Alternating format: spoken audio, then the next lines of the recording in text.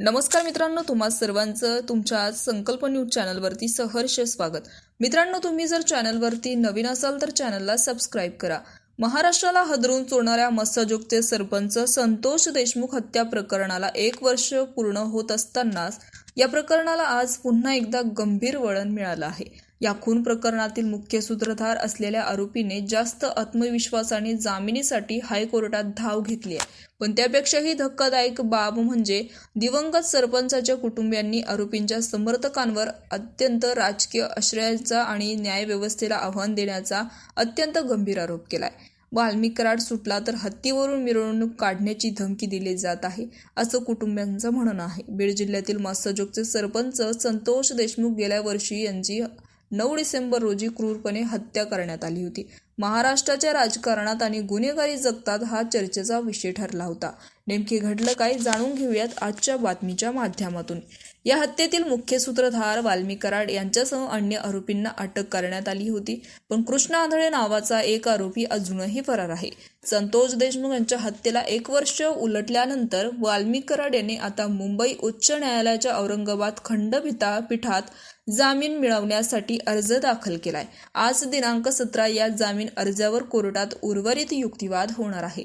या महत्त्वाच्या सुनावणीसाठी दिवंगत सरपंच संतोष देशमुख यांचे बंधू धनंजय देशमुख हे कुटुंबियासह न्यायालयात पोहोचणार आहेत।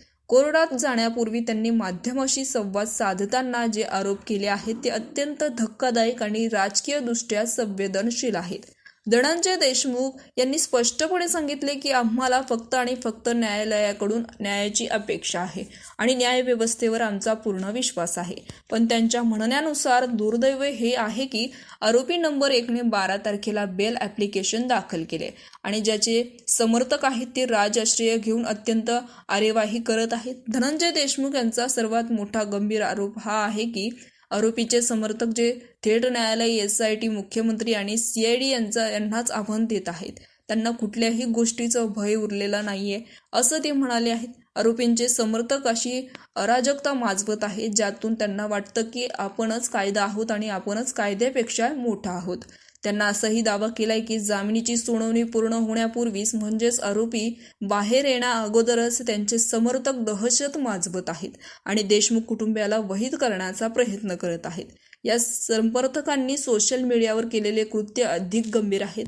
धनंजय देशमुख यांनी सांगितले की हे समर्थक चुकीच्या वल्गना करणारे व्हॉट्सअप स्टेटस टाकत आहेत, चुकीच्या पद्धतीने इंस्टाग्रामवरती रील बनवत आहेत आणि सर्वात महत्त्वाचं म्हणजे आरोपी जामिनीवर बाहेर आल्यास त्यांची हत्तीवर मिरवणूक काढण्याची अशी पोस्टही करत आहेत। एका निष्पाप माणसाला मारून टाकलं आणि असतानाच आरोपींचे समर्थक अशा प्रकारे असामाजिक वागणूक करत असतील तर बीडचे पोलीस काय करत आहेत, असा संतप्त सवालही धनंजय देशमुख यांनी उपस्थित केलाय। या सगळ्या आरोपींमुळे या हत्येमागे असलेल्या राजकीय दबाव आणि पोलीस प्रशासनाची भूमिका पुन्हा एकदा प्रश्नचिन्हाच्या घेऱ्यात आली आहे। धनंजय देशमुख यांनी मुख्यमंत्री देवेंद्र फडणवीस यांच्यावर विश्वास व्यक्त केला असला तरी आरोपींचे समर्थक ज्या पद्धतीने राजआश्रय घेत आहेत ते पाहता केवळ राजकीय कायदेशीर नव्हे तर राजकीय संघर्ष बनला आहे। त्यांनी शेवटी हे देखील स्पष्ट केले की कोणीही असा गैरसमज करून घेऊ नका की देशमुख कुटुंबीय एकटा आहे किंवा आम्हाला कोणी भयभीत करू शकेल, आम्हाला न्याय मिळेल असा विश्वास त्यांनी व्यक्त केलाय। फरार असलेला आरोपी कृष्ण आंधळे त्यांच्यावरती धनंजय देशमुख यांनी मोठा आरोप केलाय। त्यांच्या म्हणण्यानुसार तो फरार असतानाही पोलिसांच्या जास्त संपर्कात होता। 29 जुलै रोजी राष्ट्रवादी काँग्रेसच्या कार्यालयात जी बैठक झाली त्यावेळी उपस्थित असलेल्या पोलीस अधिकाऱ्यांना ताब्यात घेतल्यास कृष्ण आंधळे लगेच सापडेल असा दावा त्यांनी केलाय।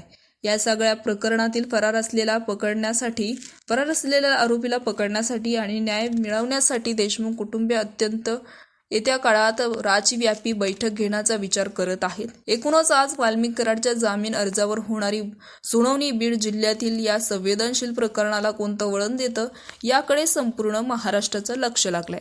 तर मित्रांनो, याविषयी तुमचं मत नक्कीच कमेंट बॉक्समध्ये कळवा आणि चॅनलला सबस्क्राईब करा।